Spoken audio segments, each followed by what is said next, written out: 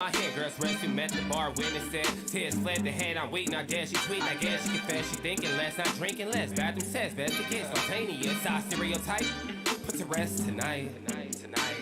Imagine, believe, and achieve. It works. Skyrim as a rise like fireworks. Hello, everybody, and welcome to After the Storm. I'm your host, Matt Clark. Of course, we're coming to you after the Thunder's 105-135 beatdown tonight by the Minnesota Timberwolves, which I expected a little bit more.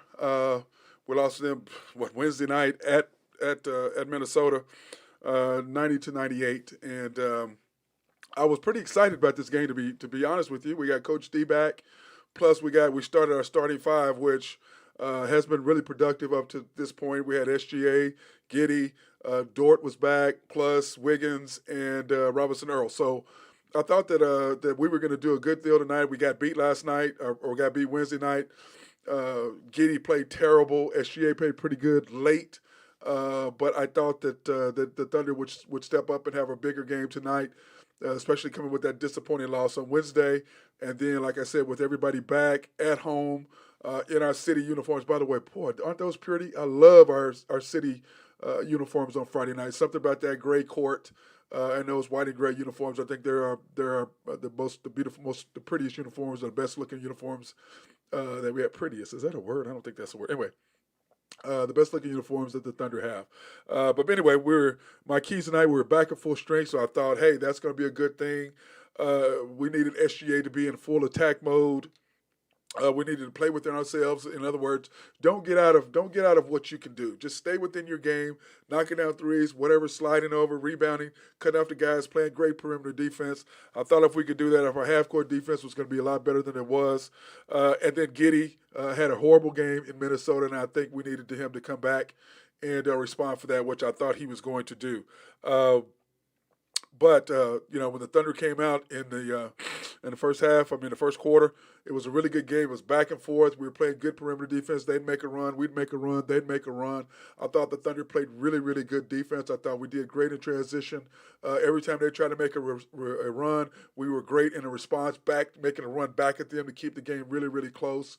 I loved everything that we were doing in the first half. We were hitting the open guy. SGA was in full attack mode, kicking it out, guys knocking down wide open shots. And I was really pleased with the first quarter overall. Everything that I said, back at full strength, SGA in attack mode, play within ourselves, our half-court defense. Everything we had to do is like check.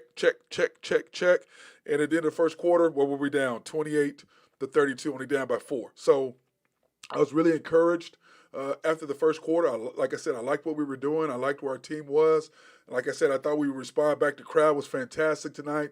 They were nice and loud, and I love that, and I love the energy. And it's just like we have a young team, and what young teams need is they need energy. They get the energy from you. When you go to games and when you participate and when you're fired up, that fires them up. And a young team, they need those things. And the crowd was into it in the first quarter, and I thought they did really good. Second quarter, we started our second group, and they started out pretty good. This is very frustrating for me for the last few games. I haven't mentioned it because I thought, okay, this is not a trend, but can someone please take a charge? Please. We step in front of somebody we want to hack or we want to move out of the way. They aren't moving out of our way. They're taking charges. Will somebody please step up and take a charge, please? What are you trying to do? Protect yourself so you can make your money? I don't know what the hell you're doing, but please, somebody step up and take a charge. Please, somebody step up and take a charge, okay?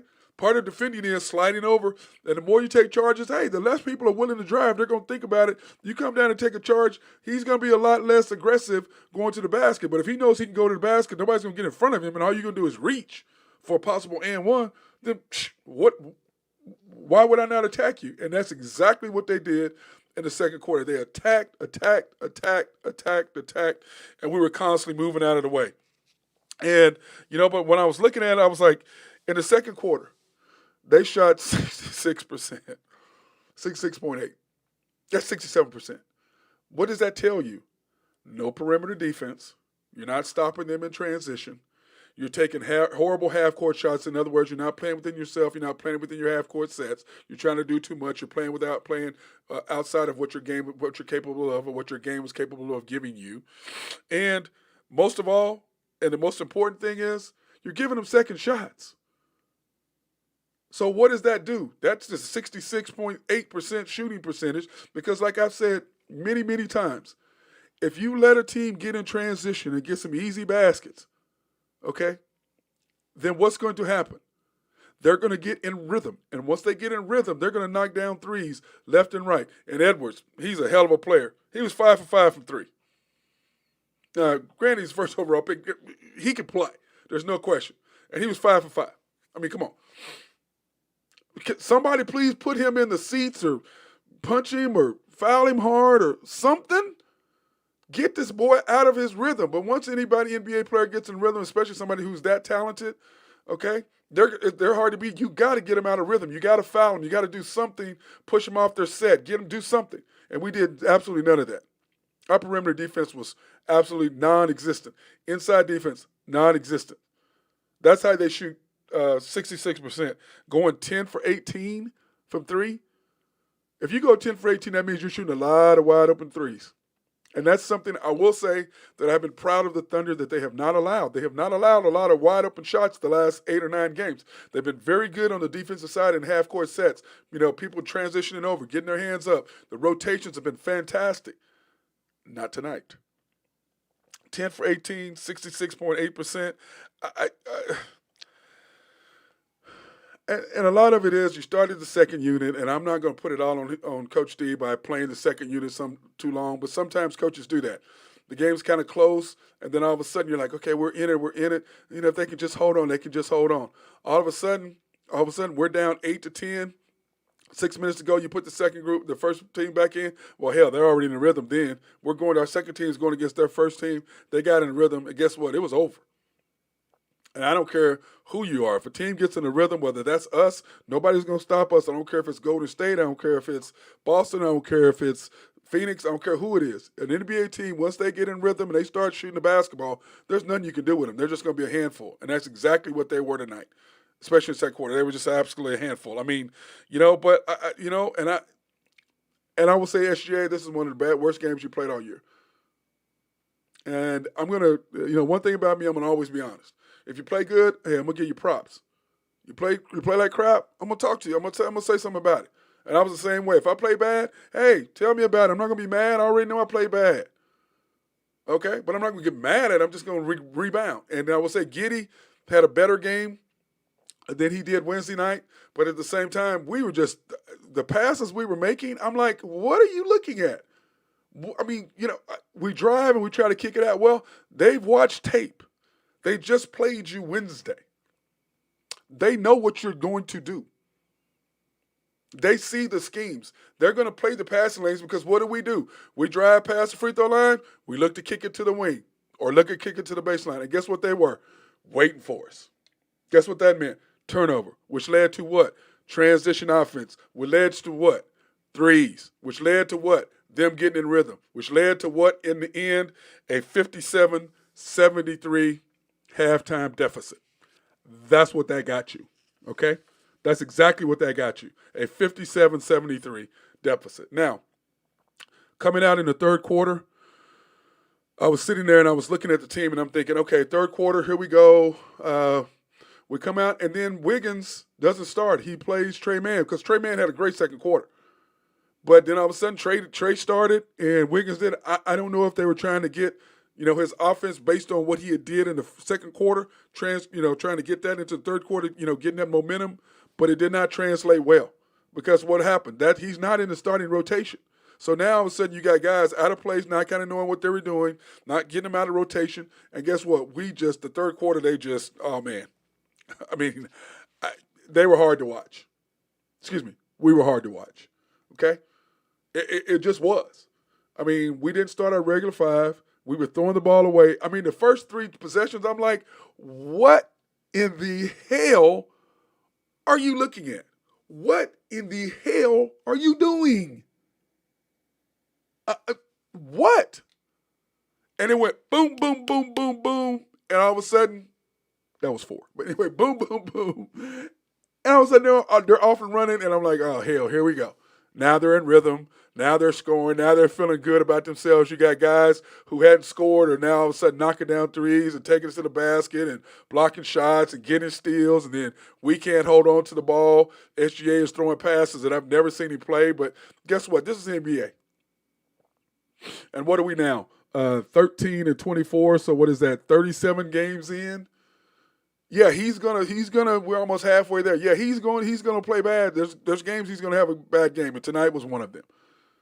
I've never seen him so loose and careless with the basketball. He's usually very, very on point, making sure the passes were great, making bounce passes. Today he was throwing regular passes instead of bounce passes. I'm like, bro, where's your bounce passes? And any kid that'll play for me, they'll tell you, I'm all about the bounce pass because people are very strong right here, and they're weak here, and they're weak at the feet. Okay, because people are lazy. So they're very strong right here. So that's why bounce passes, and you'll see all your great point guards. What do? They throw the hell out of a bounce pass.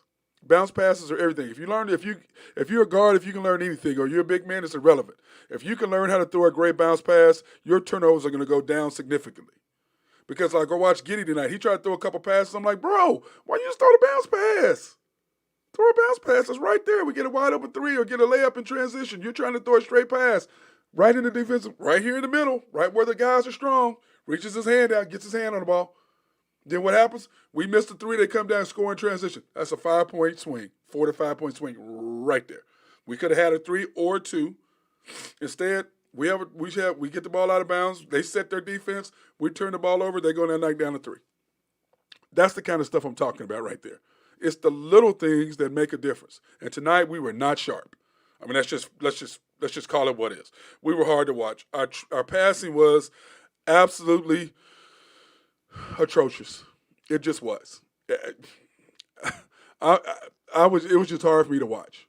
And a guy who loved to pass the ball sometimes, if you were open, or if I felt like you had a better shot than I did, which it happened. It happened. But then again, this is the thing that drives me nuts. Why are we on the floor so much? Can somebody please tell me that? Why are we on the floor so much? We fall down every 2 seconds, it seems like. I'm like, get up. Why are you on the floor? You're not going to get a call. Get up. This flopping stuff in the NBA is just, I'm sorry, I know that they're starting to call techs, but the elbow that was a flagrant foul on Baisley, I'm sorry, Baisley had his arm up, yes, and first of all, let me say this. What coach taught you how to set a pick with your elbows or with your arms? I know 0 coaches that have ever taught me, and I damn sure have not taught any of my kids how to set a pick with your elbows up. You set your pick with your body. But he threw his elbow up, and what did he do? When the kid ducked down under it, got an elbow to the head, barely glazed him, flagrant. 2 free throws and the ball. Now, when we played, that was nothing. That probably would have been anything. Because he faked it. He felt, boy, you barely got grazed. Get your butt up off the floor. These kids today are so damn soft, it just wears me out, okay?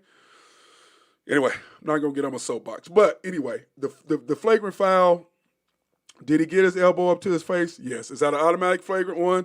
No question. Should it be? Hell no. Come on, guys. That is pathetic. That is ridiculous. But it is the story of the NBA. It is the story of football. Can't touch him. Can't grab him. Can't this. Can't that. Blah, blah, blah, blah, blah. Can't. So how the hell, to me, can you be one of the greatest ever and you're playing in a soft-ass generation? Really? Huh. Anyways, Thunder down 80-103 at the end of third because of all the things that I just harped on or just griped about or just, I don't know what the hell I did. But anyway, I was upset about it. Fourth quarter. We just could not guard tonight on the perimeter. And what happened, kid? They got in transition. They were knocking down shots.